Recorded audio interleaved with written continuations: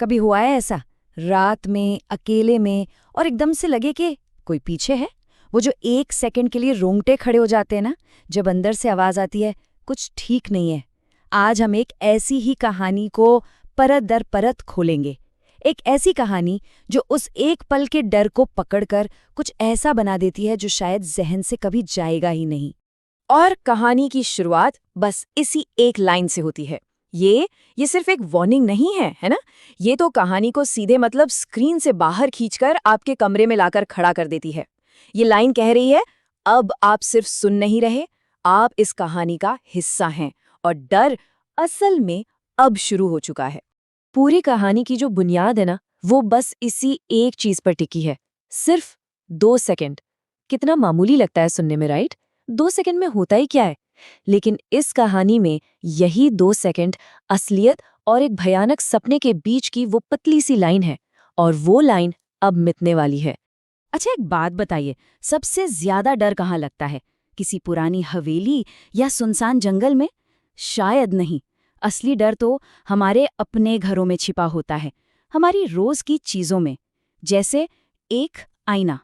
तो चलिए देखते हैं कैसे एक बिल्कुल साधारण सा दिखने वाला आईना एक भयानक खौफ का दरवाजा बन जाता है। सीन कुछ ऐसा है, रात के मान लीजिए 2:15 हैं, घर में पिन ड्रॉप साइलेंस, सब सो रहे हैं और आप अकेले उठते हैं, और फिर बस एक पल के लिए आईने में कुछ ऐसा नजर आता है जो जो वहां हो ही नहीं सकता। ये सिचुएशन हम सब महसूस कर सकते हैं, और कहानी लिखने वाला इसी अपनेपन को एक जाल की तरह इस्तेमाल करता है। और ये है वो मोमेंट, वो एक पल जब फिजिक्स के सारे नियम, सारी लॉजिक धरी की धरी रह जाती है। जरा सोच कर देखिए, क्या होगा अगर आपकी परछाई आपकी नकल करना ही बंद कर दे? बस इसी एक लम्हे में दिमाग के अंदर शक और डर का वो बीज बो दिया जाता है जो अब बहुत तेजी से एक बड़े खौफ में बदलने वाला है। साइकोलॉजी की भाषा में इसे अनकैनी कहते हैं। मतलब जब कोई जानी पहचानी चीज कुछ बहुत ही अजीब, अनजाना सा करने लगे, बिल्कुल वैसे ही जैसे कोई डॉल अचानक आपकी तरफ देख ले। डर डॉल से नहीं, डर इस बात से है कि वो कुछ ऐसा कर रही है जो उसे नहीं करना चाहिए। डर इस बात का है कि आईने में जो है वो अब हमारा अपना अक्स नहीं रहा। तो अब सवाल ये उठता है कि ऐसी सिचुएशन में कोई क्या करेगा? वहां से भाग जाएगा या हिम्मत करके पलट कर देखेगा कि सच क्या है? कहानी का जो मेन कैरेक्टर है वो दूसरा रास्ता चुनता है। वो सच जानने का फैसला करता है, और बस यहीं से एक अनजाना सा डर एक जीती जागती हकीकत में तब्दील होना शुरू हो जाता है।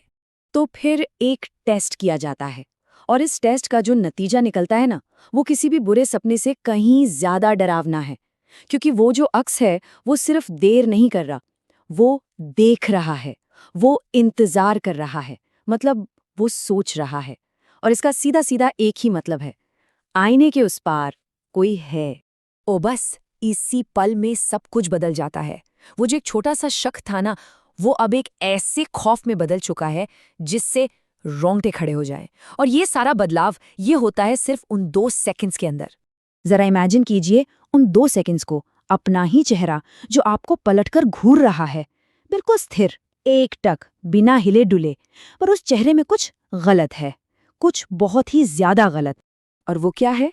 बस एक छोटी सी डिटेल, उसने पलक भी नहीं झपकाई। बस इतना ही काफी था। यही वो एक सबूत था जो सारे शक दूर कर देता है। ये साफ हो जाता है कि आईने में जो भी है वो कोई इंसान तो बिल्कुल नहीं है। और बस इस सच्चाई को एक्सेप्ट करना ही पड़ता है। अब कोई डाउट, कोई शक नहीं बचा। आईने में जो दिख रहा है वो कोई वहम नहीं है, वो एक अलग, जीती जागती और शायद खतरनाक मौजूदगी है। और आपको लगता है कि ठीक है, इससे ज्यादा डरावना और क्या हो सकता है? लेकिन कहानी यहीं खत्म नहीं होती। अब कहानी एक ऐसा मॉडर्न ट्विस्ट लेती है जो सिर्फ आज के टेक्नोलॉजी वाले दौर में ही पॉसिबल है। एक ऐसा ट्विस्ट जो सच में रोंगटे खड़े कर देगा। ये कमाल का है ना?